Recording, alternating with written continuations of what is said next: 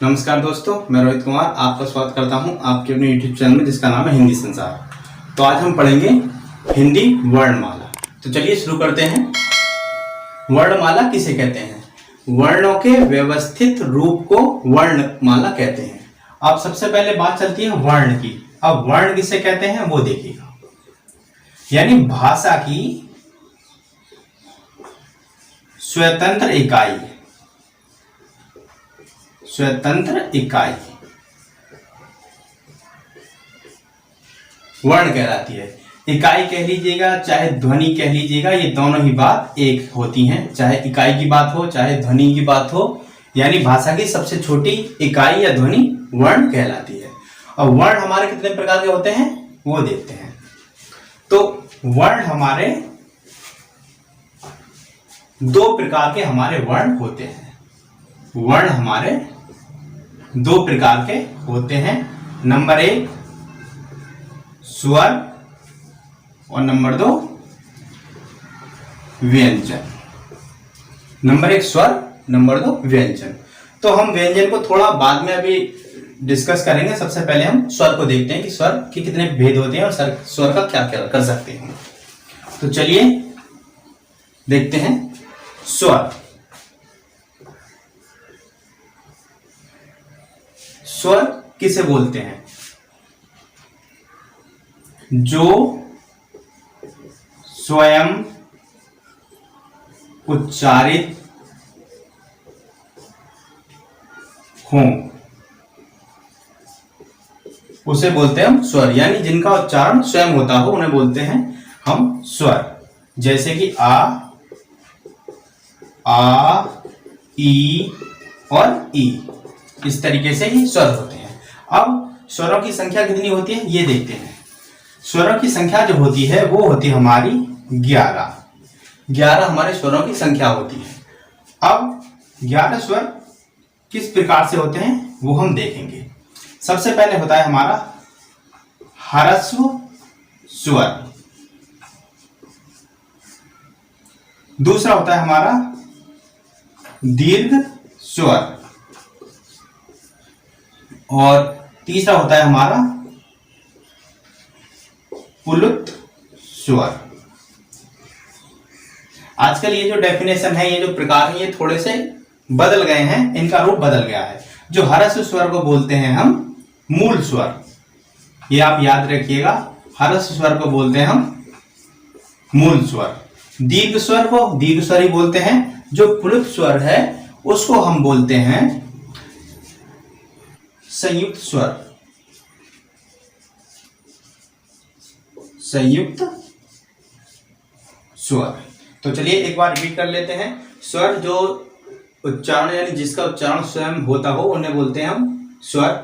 स्वर हमारे 11 होते हैं, जिनके भेद होते हैं स्वर के 3 प्रकार से स्वर के भेद होते हैं। नंबर 1, नंबर 2 और नंबर 3।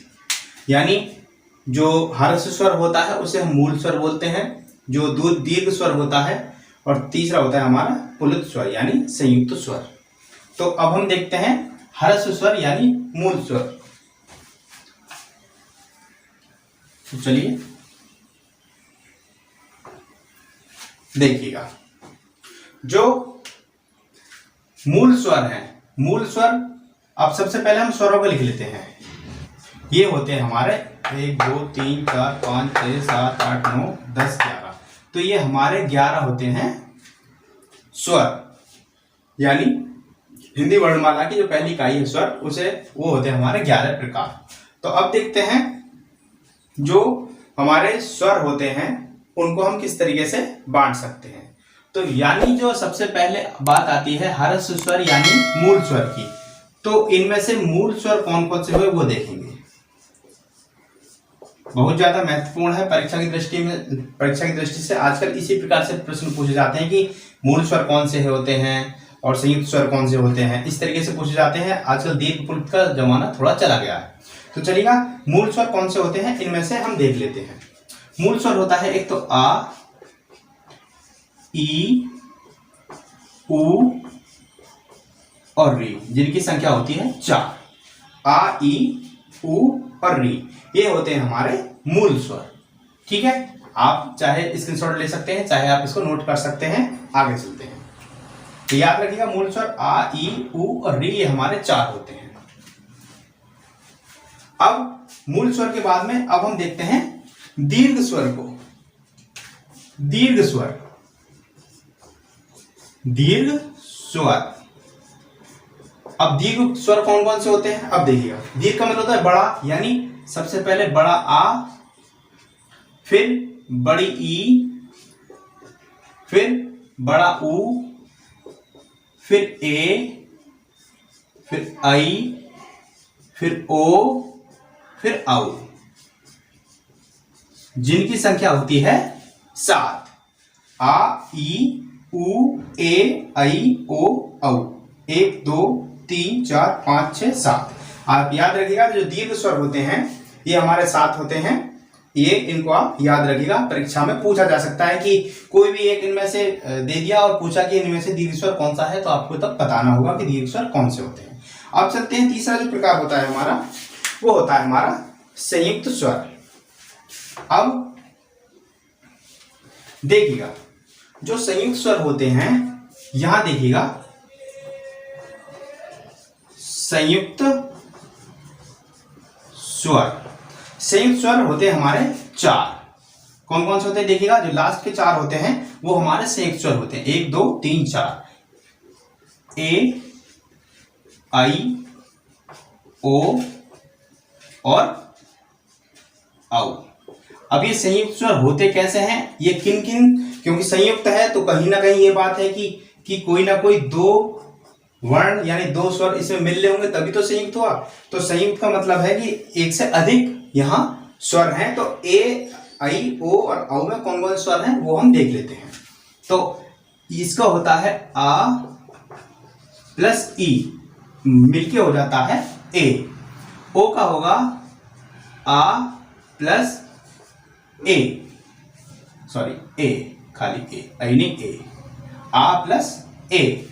औ का हो जाएगा आ प्लस उ और औ का हो जाएगा आ प्लस ओ। तो ये जो 4 हुए हमारे, ये हमारे संयुक्त स्वर हुए।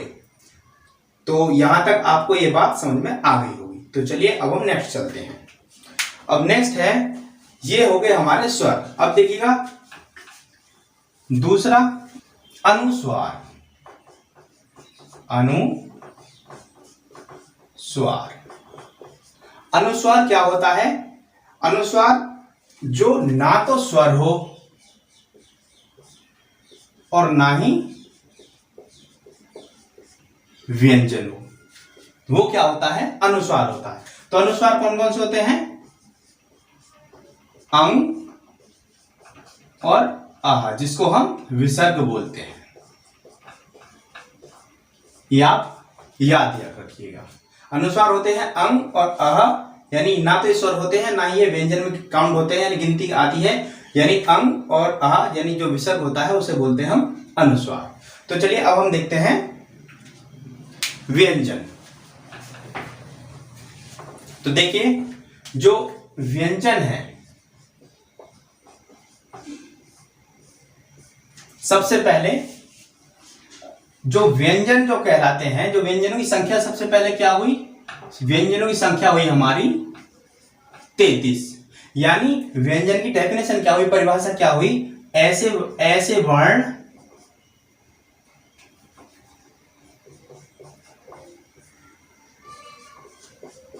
वर्ण जो स्वर की सहायता से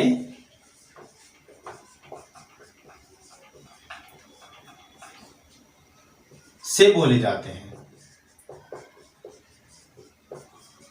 जो स्वर की सहायता से बोले जाते हैं व्यंजन कहलाते हैं।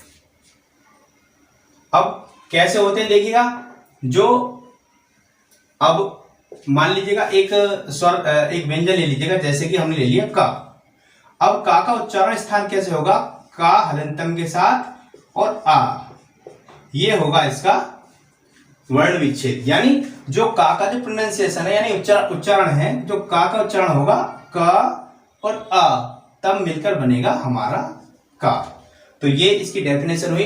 व्यंजन किसे कहते हैं? ऐसे वर्ण जो स्वर की सहायता से बोले जाते हैं व्यंजन कहलाते हैं। तो चलिए व्यंजन के प्रकार देख लेते हैं।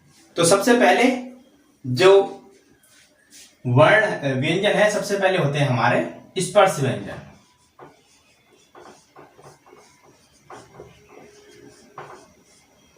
जिनकी संख्या कितनी होती है? 25। यानी जो 5 वर्ग होते हैं क, च, ट, त, प, यानी 5 तो ये हुए हमारे, और प्रत्येक में 5 ही वर्ण होंगे। तो 5 × 5 = 25। यानी जो 5 वर्ग और प्रत्येक वर्ग में 5 ही वर्ण, तो जो हमारी संख्या बनी ये हमारी 25। यानी स्पर्श व्यंजनों की जो संख्या होगी वो हमारी 25 होगी। तो चलिएगा किस तरीके से होगी ये हम देखते हैं। तो क, ख, ग, घ और ण, ये हुए हमारे 5। 1 2 3 4 5। च, छ, ज, झ और य। ट, ठ, ड, ढ, ण। त, थ, द, ध और न। प, फ, ब, भ और म। ये हुए हमारे स्पर्श व्यंजन। अब एक प्रश्न बहुत ज्यादा महत्वपूर्ण परीक्षाओं में पूछा जाता है कि कुछ आ जाता है कि जैसे कि जो कठोर व्यंजन होते हैं किसे कहते हैं? सॉरी, टा से लेके ऋ तक होते हैं, ये हमारे होते हैं कठोर व्यंजन। महत्वपूर्ण प्रश्न है, परीक्षा में अक्सर पूछ लिया जाता है। जो कठोर जो वर्ण है, जो व्यंजन है वो टा, ठ, ड, ढ और ण, ये हमारे कठोर व्यंजन में आते हैं। तो ये हमारे 25 स्पर्शी व्यंजन हुए। तो आगे चल, अंतस्थ अंत्यस्थ व्यंजन, जिनकी संख्या होती है हमारी 4। कौन कौन सी होती है? या, रा, ला और वा। तो ये होती है हमारी 4 अंत्यस्थ व्यंजन। तो क्या हुआ कि यहां हम देखेंगे 25 तो ये हमारे स्पर्शी व्यंजन हुए, 4 हमारे यहां अंत्यस्थ व्यंजन हुए। आगे देखेंगे तो आगे क्या है कि अब देखिए अंत्यस्थ व्यंजन के बाद में हुआ हमारा ऊष्म व्यंजन। ऊष्म व्यंजन, जिनकी संख्या भी 4 होती है। कौन कौन सी होती है? श, श, स और हा। ये जो हमारे 4 जो शकार हुए, श, श, स और हा, ये हमारे 4 ऊष्म व्यंजन हुए। आप इस बात को भी याद रखिएगा। अब आगे देखिएगा, अब हुए 4 संयुक्त व्यंजन। संयुक्त व्यंजन, जिनकी संख्या भी 4 है। कौन कौन सी होती है? छ, त्र, ज्ञ और श्र, ये होती है हमारी 4। बहुत ज्यादा महत्वपूर्ण होता है परीक्षा की दृष्टि से। अब देखिएगा इनका वर्ण विच्छेद पूछ लिया जाता है कि किस तरीके से ये बनते हैं। जैसे कि छ है, छ को जब हम तोड़ेंगे तो का, आधा का और शा में ये टूटेगा। अब एक चीज यहां याद रखने की बात है, ध्यान रखने वाली बात है कि जब भी अगर कोई भी यहां व्यंजन या वर्ण टूट रहा है तो जो उसका जो पहला जो स्वर होगा, यानी जो पहला जो वर्ण होगा वो हमेशा आधा होगा, हलंतम के साथ होगा। ये आप हमेशा याद रखिएगा। अक्सर ऐसे ही कंफ्यूजन के लिए पूछ लिया जाता है कि जैसे कि छ है, छ का जो सही जो वर्ण विच्छेद क्या होगा? जैसे कि का और इस तरीके से करके शा पूछ लिया तो ये नहीं होगा, ये होगा, क्योंकि जो पहला जो वर्ण होगा वो हमेशा हलंतम के साथ होगा। ये आप हमेशा याद रखिएगा। तो अब देखिएगा, अब त्रा है तो त्रा को हम लेंगे आधा ता और रा।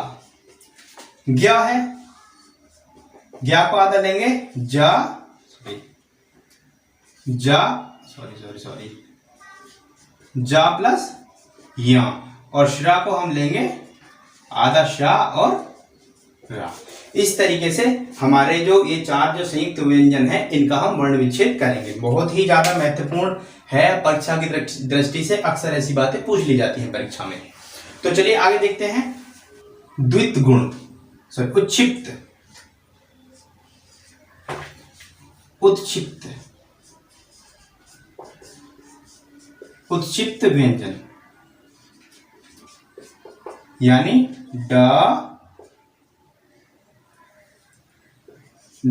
और ढा, ये हमारे दो हुए उत्क्षिप्त व्यंजन।